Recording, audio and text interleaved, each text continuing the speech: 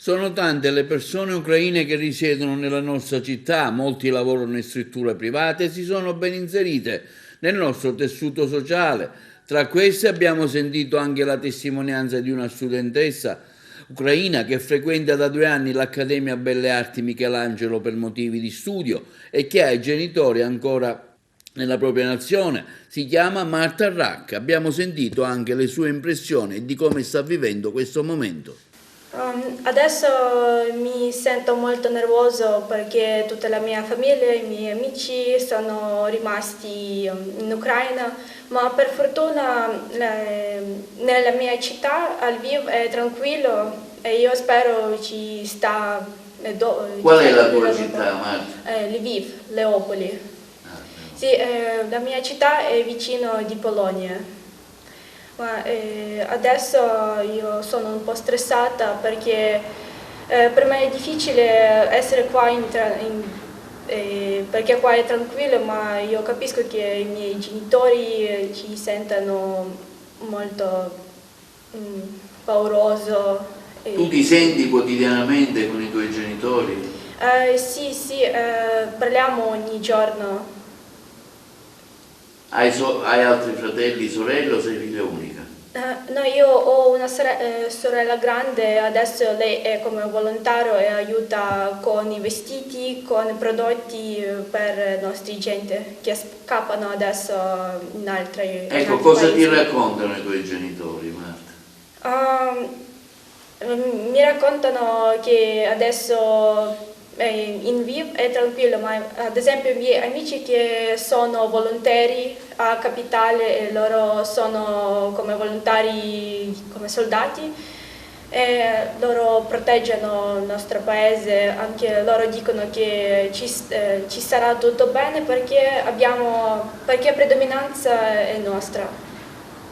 Senti, quali difficoltà vivono loro? Insomma, qual è la maggiore difficoltà che hanno in questo momento? Hanno problemi di, non so, di viveri, qualche dettaglio in particolare se ci vuoi raccontare? Allora, adesso il primo problema è ci sono attacchi e bombardamenti di Russia. Questo è il primo problema. Anche c'è problema perché aspettiamo l'aiuto di altri paesi e noi otteniamo questo. Anche è un problema perché le nostre città si distruggono, questo è il problema.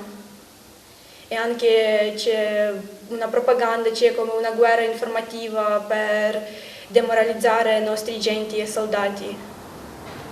Tu pensi che si possa arrivare a una pace?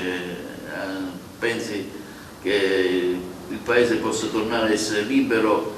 Cosa pensi dentro di te, insomma, sul futuro della tua terra? Io spero che il mio paese ci sta libera e come questa guerra dà una possibilità per tutti i genti, tutto il mondo capiscono che Ucraina è un paese, non è un piccolo paese, è un paese con genti grandi sì.